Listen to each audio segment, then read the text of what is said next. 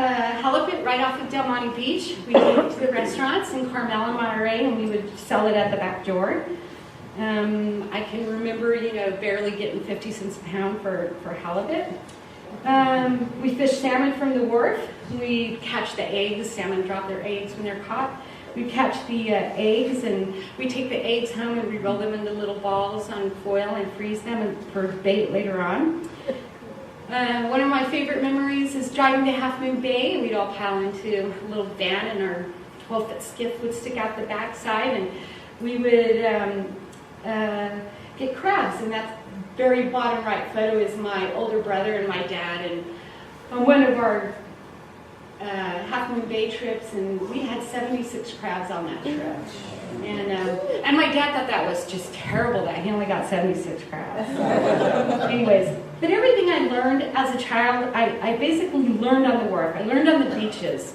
I learned from my father all of his colorful friends. The fishermen had names like Three-Fingered Jack. There was another one named the Major, who I was always terrified of, and then later in my adult life, my dad told me that he was a woman. I had no idea. So, there was a lot of really colorful figures in my life, and as an adult, I've learned that I was taught so much from all of these people, and I feel really very blessed. The upper left-hand picture is my dad's boat on one of the very old cars, and that boat existed up until the 80s. They just kept patching it.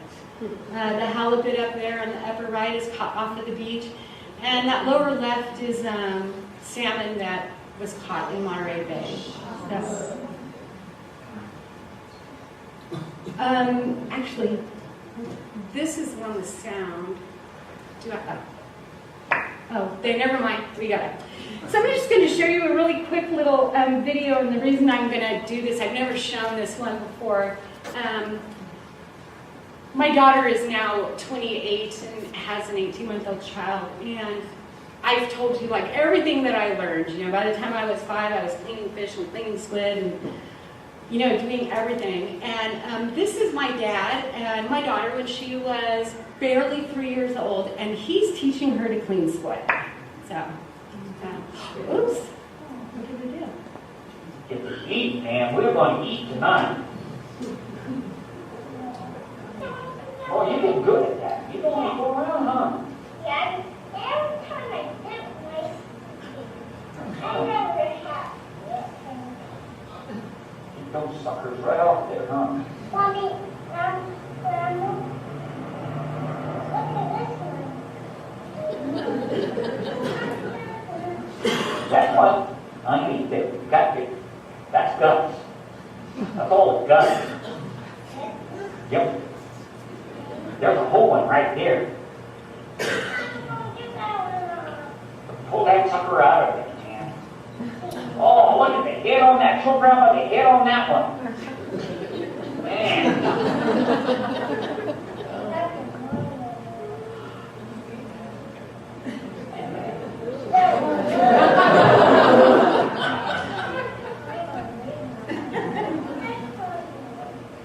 Okay. So this kind of thing would go on for hours and hours with my dad. He would just go down and beg squid off of one of the fishermen, and he would come home and he would teach my children how to clean squid.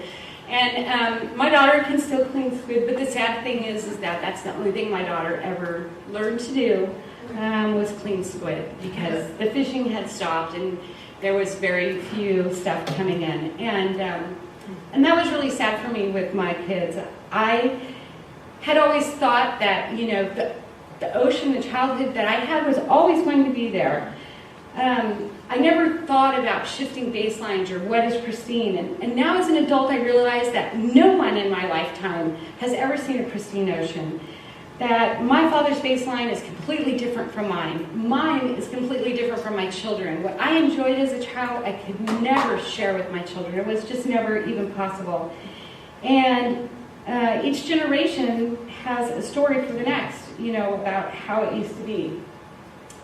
I think of each of us personally measures by the things that we have lost, by the way things can never be. And like I said, the childhood on the ocean I had hoped to share with my children was never possible. And now with my granddaughter, that's my little granddaughter, the big picture on the right is the most recent one. She's 18 months old. I'm really aware of what is not there for me to share with her. But I also have this immense hope because there are things that have gotten better since my children were little. And so I do have this hope that as she grows, I'm going to be able to share these sights and these creatures and these other things with her that I had.